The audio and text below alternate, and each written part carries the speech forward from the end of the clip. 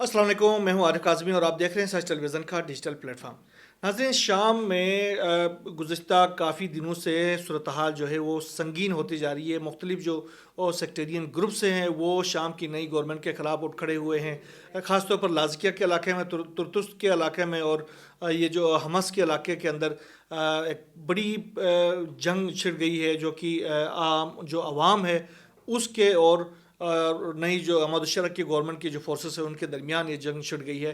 ये इसकी वजूहत हैं। इसकी वजूहत को जो हम अपने पहले ब्लॉग्स में भी बताते रहे हैं कि ख़ास तौर पर अहमद शरक की जो गवर्नमेंट है उसने जो ही उसने इक़्तिदार संभाला है, उसने अवाम की तरफ दोस्ती का हाथ बढ़ाने के बजाय उनके ख़िलाफ़ जुल्म और ज़्यादतियों का जो सिलसिला उन्होंने शुरू किया था, जिसके नतीजे में अवाम के अंदर रिजेंटमेंट वहाँ से ही शुरू हो गए थे। एक हफ्ता के अंदर अंदर आपने देखा होगा कि एक हफ्ते के अंदर अंदर ही इस अहमद शरक की गवर्नमेंट के ख़िलाफ़ अवामी मुज़ाहरों का सिलसिला शुरू हो गया था, जो बढ़ते बढ़ते अब सूरत हाल ये हो गई है कि एक फुल फ्लेज जंग बाकायदा से शुरू हो गई है और मुख्तलिफ इलाकों के अंदर लोगों ने सड़कों पर निकलना शुरू किया है। एहतजाज एक तरफ कर रहे हैं और दूसरी तरफ जो है वो गोरिल्ला जंग शुरू किया है।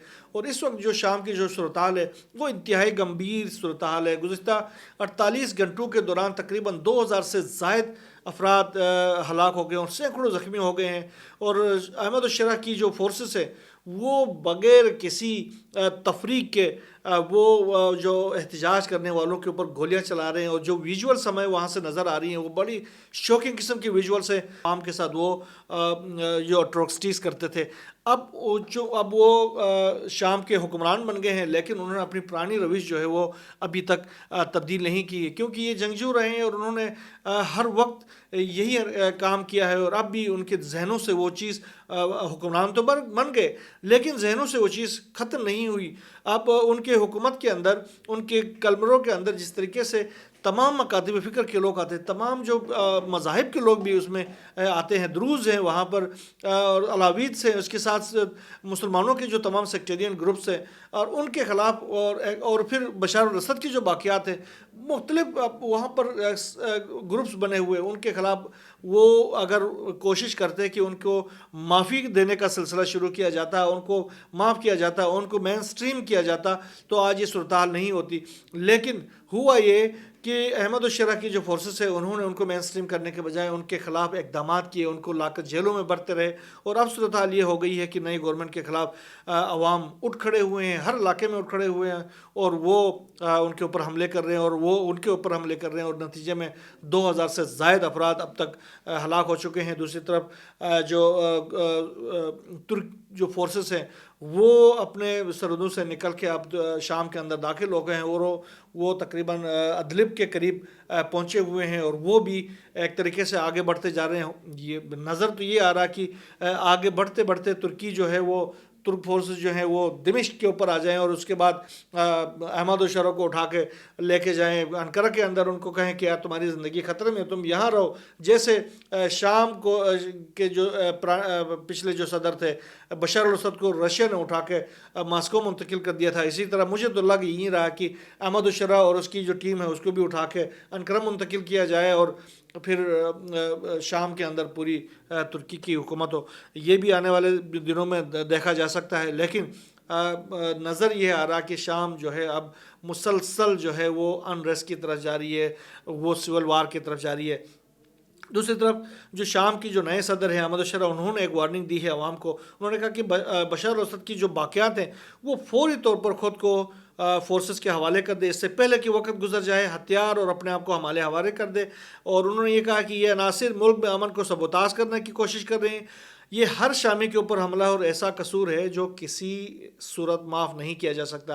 तो ये उन्होंने एक धमकी दी है और इसका मतलब है कि वो अपनी कार्रवाइयों को मज़ीद आगे बढ़ाना चाहता है, अपने फोर्सेस से कत्ल आम करवाना चाहते हैं। दूसरी तरफ जो उनकी जो सिक्योरिटी फोर्सेस हैं वो अल करादिहा का शहर में साबिक सदर के जो बाक़ियात हैं उनके ख़िलाफ़ अभी भी ऑपरेशन कर रही हैं।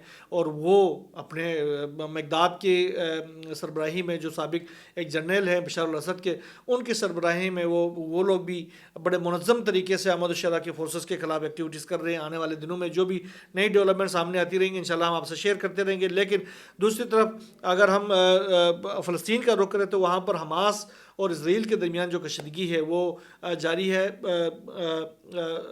قیدیوں کے تبادلے کے حوالے سے خاص طور پر حماس کی جانب سے ایک ویڈیو جاری کی گئی جس میں ایک اسرائیلی قیدی کو جو کہ اسرائیل کی جانب سے مردہ قرار دیا گیا تھا اس کو زندہ دکھایا گیا ہے. یہ بڑی ڈیولپمنٹ ہے. جمعے کے روز گزشتہ روز یہ جمعے کو یہ ویڈیو حماس کی جانب سے جاری کی گئی تھی جس میں جو اسرائیلی قیدی ہیں جن کو اسرائیل نے مردہ شو کیا تھا وہ ویڈیو میں نظر آتے ہیں اور وہ اپنی شناخت بتاتے ہیں. بتانے کے بعد اپنے اہل خانہ سے مخاطب ہوتے ہیں اس وقت بھی اور وہ اپنے اہل خانہ سے یہ ریکویسٹ کرتے ہیں کہ ان کو رہا کرانے کے حوالے سے وہ خاص طور پر نیتن یاہو کے اوپر کوئی تکیہ نہ کریں اور وہ اس کے اوپر زور ڈالیں بلکہ اور زور ڈال کے ہمیں رہا کرانے کی کوشش کریں کہ تاکہ وہ پریزنرز ڈیل کے اوپر آ جائے اور قیدیوں کے تبادلے کے جو دوسرے مرحلے ہیں وہ اس پہ چلا جائے اور ہمیں رہا کرانے کی کوشش کرے. دوسری طرف جو فلسطین کی جو تنظیمیں ہیں حماس ان کے پاس اس وقت بھی 58 کے قریب اسرائیلی قیدی موجود ہیں جن میں سے 34 کی اسرائیلی فوج نے ہلاکت کی تصدیق کر دی ہے. ایک کو تو انہوں نے دکھا دیا وہ زندہ ہے باقی بہت سارے ابھی بھی ہلاکت ان کی ہیں ان کی لاشیں پڑی ہوئی ہیں. آنے والے دنوں میں اگر پریزنرز ڈیل ہوتی ہے تو ان کی لاشیں ان کے حوالے کیے جائیں گے. حماس پر دباؤ بڑھانے کے لیے اسرائیل کی جو پالیسی ہے اس کے حوالے سے ایک رپورٹ منظر عام پہ ہے جس میں کہا گیا ہے کہ اسرائیل جو ہے حماس پر دباؤ بڑھانے کے لیے جنگی منصوبے تیار کر رہا ہے. تو آنے والے دنوں میں اسرائیل اس طرح کی بھی کوئی ایکٹیویٹی کر سکتا ہے. ایکسیوس کی جانب سے ایک رپورٹ سامنے آئی ہے جس میں یہ کہا گیا کہ ٹرمپ انتظامیہ جو خاص طور پر گزشتہ ہم نے ولاگ میں کہا تھا کہ ٹرمپ انتظامیہ براہ راست حماس کے ساتھ مذاکرات کر رہی ہے. تو یہ جو مذاکرات کر رہی ہے اس کے نتیجے میں اسرائیل کے اندر بڑے خدشات پیدا ہو گئے ہیں. اسرائیل میں بڑے چیمگوئیاں پیدا ہو گئی ہیں کہ یہ جو ٹرمپ جو ہے وہ کر کیا رہا ہے. ہمیں اس نے پیچھے دھکیل دیا اور خود مذاکرات کر رہا ہے. نیتن یاہو کے ایک ساتھی تھا اور جو مذاکرات کرنے والی جو امریکی ٹیم ہے اس کے مابین کال ہوئی ہے جس میں یہ دونوں آپس میں لڑ رہے ہیں. نیتن یاہو کا جو ساتھی ہے وہ اور امریکی جو مذاکرات کار ٹیم جو کہ حماس کے ساتھ مذاکرات کر رہی تھی ان کے ایک اہلکار ان کے درمیان ٹیلی فونک بات چیت ہوگی جو کہ لیک ہو گئی ہے. اس بات چیت کے اندر وہ دونوں ایک دوسرے سے لڑ رہے ہیں اس معاملے کے اوپر کہ بھائی تم یہ مذاکرات کیوں کر رہے ہو. نیتن یاہو کے جو ساتھی ہے وہ ان سے لڑ رہے ہیں اس بات پہ. اس کال کے ذریعے انکشاف ہوا ہے کہ اسرائیل کے اندر جو ہے وہ ایک انتہائی تشویش کی لہر وہ دوڑ گئی ہے اس حوالے سے. ٹرمپ کے معاونین نے فروری کے اوائل میں اسرائیلی حکام سے حماس کے ساتھ براہ راست نمٹنے کے امکان کے بارے میں رائے شماری کی تو اسرائیل نے ایسا کرنے سے ان کو منع کر دیا تھا. مطلب ان سے رائے مانگی تھی تو انہوں نے کہا کہ آپ ایسا نہ کریں.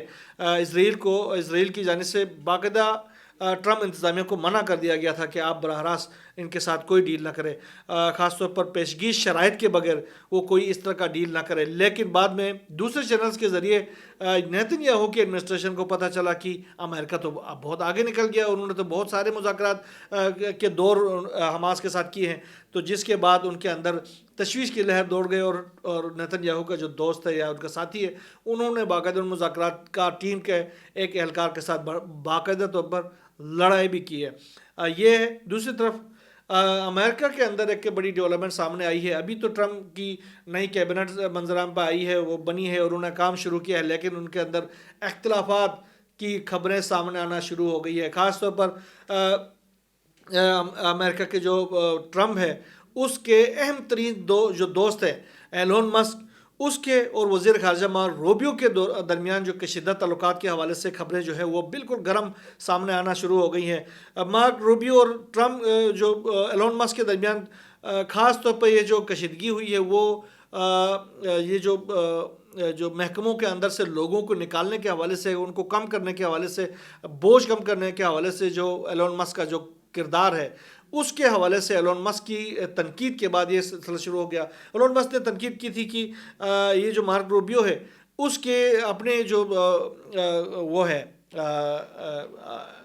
ڈپارٹمنٹ پہ اس میں اس نے کوئی کمی نہیں کی. انہوں نے کہا کہ ایلون مسک نے مارک روبیو کو کہا کہ آپ جو ہے وہ اپنے محکمے کے اندر سٹاف کرنے میں بالکل ناکام رہے. آپ نے کسی کو نہیں نکالا سوائے میرے شعبے یعنی ڈوج کے ایک اہلکار کے. تو اس کے اوپر مارکو روبیو بھی بڑا غصہ ہو گیا. انہوں نے کہا کہ آپ جو ہیں وہ سچ نہیں بول رہے. یعنی ایلون مسک سچ نہیں بول رہے. محکمہ خارجہ کے 1500 ملازمین نے قبل از وقت جو ہے وہ ریٹائرمنٹ لی ہے. کیا میں انہیں واپس بلا کر دوبارہ سے ان کو فارغ کر دوں. انہوں نے طنز کی اس کے اوپر. اس کے بعد ڈونلڈ ٹرمپ درمیان میں آگے انہوں نے کہا کہ یار رکو, دونوں ان کی لڑائی ختم کر دی. انہوں نے کہا کہ جو سٹاف رکھنے کے حوالے سے جو حتمی فیصلہ ہوگا وہ ایلون مسک کا نہیں ہوگا بلکہ وزراء کا ہوگا, اور مسک کا جو ڈوج کا ادارہ ہے وہ صرف ایڈوائزری کا کردار ادا کرے گا. جب ٹرمپ نے اپنا فیصلہ سنایا تو پھر ان دونوں کے درمیان کشیدگی جو ہے وہ کم ہو گئی. یہ بڑی ایک اہم ڈیولپمنٹ ہے. ابھی جمعہ 8 دن نہیں ہوئے کہ ان کی اہم ترین لوگ ہیں وہ آپس میں لڑ پڑے ہیں. تو اب آنے والے دنوں میں دیکھ لیں ان کی صورتحال کیا ہو سکتی ہے. ٹرمپ جو ہے وہ اپنی کہانیاں کیے جا رہے ہیں, وہ اپنے اقدامات خود ساختہ کوششیں کرتے ہیں. کبھی اس کو پابندی لگاؤ, کبھی اس کے خلاف بیان دے دیا.